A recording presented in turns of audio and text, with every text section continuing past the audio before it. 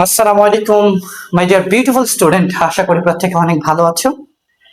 সংখ্যা পদ্ধতির স্টেপ 2 এর আরো একটি ক্লাসে তোমাদের জানাচ্ছি আন্তরিক শুভেচ্ছা। আজকে আমরা শিখব স্টেপ 2 এর অক্টাল থেকে ডেসিমাল সংখ্যা পদ্ধতিতে আমরা কিভাবে রূপান্তর করব। প্রিয় শিক্ষার্থীরা, গত ক্লাসে আমরা বাইনারি থেকে ডেসিমাল শিখেছি। আজকের ক্লাসে শিখবো আমরা অক্টালের সংখ্যাকে কিভাবে ডেসিমালে রূপান্তর করব, এবং পরবর্তী ক্লাসে শিখবো ইনশাআল্লাহ যে হেক্সাডেসিমালের সংখ্যাকে কিভাবে ডেসিমালে রূপান্তর করব। সো দেখো, কথা না বলে আজকে ক্লাসটি শুরু করতে যাচ্ছি। আমরা অক্টালের একটা সংখ্যা লিখব। অক্টালের একটা সংখ্যা লিখি আমরা 635। ওকে, ধরো 635 এটা একটা অক্টাল সংখ্যা। এই অক্টাল সংখ্যাকে হেক্সাডেসিমাল সংখ্যায় রূপান্তর করতে বলছে। প্রিয় শিক্ষার্থীরা, তোমরা যারা আমাদের স্টেপ 2 এর প্রথম ক্লাসটা যারা করো নাই, আমাদের ইউটিউব চ্যানেল এবং ফেসবুক পেজে উভয়টাতে ভিডিও দেওয়া আছে, তোমরা এই ভিডিওটা দেখে নিও।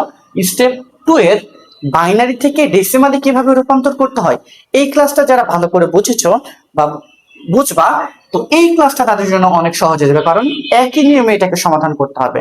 সো দেখো, এই অক্টালের এই সংখ্যাকে ডেসিমালে কিভাবে রূপান্তর করবো আমরা গত ক্লাসে শিখেছি। এখানে যে সংখ্যাটা দেওয়া থাকে সেই সংখ্যাটাকে একটু স্পেস দিয়ে ফাঁকা করে লিখে নিব। এরপরে এটার উপরে একটু তীর চিহ্ন দিব। তোমরা চাইলে এই লাইনটা নাও লিখতে পারো, কোনো সমস্যা নেই। এর ডান পাশ থেকে এগুলোর স্থানীয় মান লিখবো। একেবারে জানে যেটা থাকে সেটার স্থানীয় মান 0, তার আগেরটা 1, তার আগেরটা 2, যদি আরো থাকে 3, 4, 5, 6, যতগুলো ডিজিট থাকবে ততগুলোর জন্য আমরা স্থানীয় মান করবো। এরপরে কি করব দেখো, এরপরে এই যে সংখ্যাটা দেখতে পাচ্ছ অঙ্কটা 6 লিখবো। এরপরে গুণ চিহ্ন দিব, গত ক্লাসে তোমরা দেখেছিলে এটা। এরপরে কি করব, কার সাথে গুণ করব, যে সংখ্যা পদ্ধতিটা আছে তার বেস দ্বারা গুণ করব। এটা যেহেতু অক্টালে আছে তাহলে 8 দ্বারা গুণ করব। বাইনারিতে ছিল তখন 2 দ্বারা গুণ করেছিলাম, আবার যখন হেক্সাডেসিমালে থাকবে তখন 16 দ্বারা গুণ করব। আর এই যে স্থানীয় মানটা আছে, স্থানীয় মানটাকে এখানে পাওয়ার হিসেবে বসাই দিতে হবে।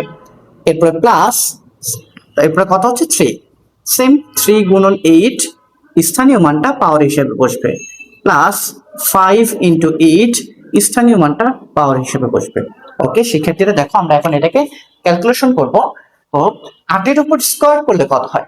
8 এর উপর স্কোয়ার করলে হয় 64। 64কে 6 দিয়ে গুণ করলে কত হয়? 64কে 6 দিয়ে গুণ করলে হয় 384। 384 প্লাস, দেখো 8 এর উপর পাওয়ার 1 করলে কত হয়? 8 এর উপর পাওয়ার 1 করলে হয় 8।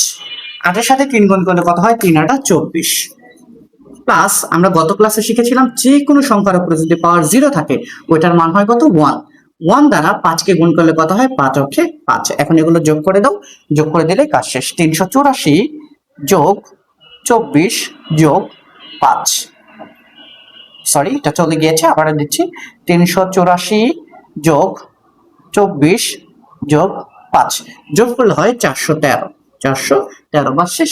এই হয়ে গেল আমার অক্টাল সংখ্যাকে ডেসিমাল সংখ্যায় রূপান্তর। সুতরাং 635 এটা আছে অক্টালে, আর এটাকে ডেসিমালে রূপান্তর করলে হয় 413।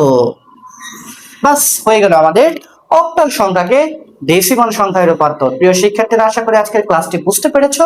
যদি তোমাদের কোথাও কোনো প্রশ্ন বা কোনো সমস্যা থাকে তাহলে আমাদের এই ভিডিওর কমেন্ট বক্সে অথবা আমাদের ইনবক্সে নক করতে পারো।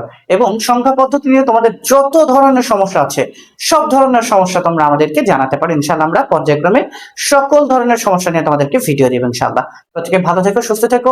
আসসালামু আলাইকুম ওয়া রাহমাতুল্লাহ।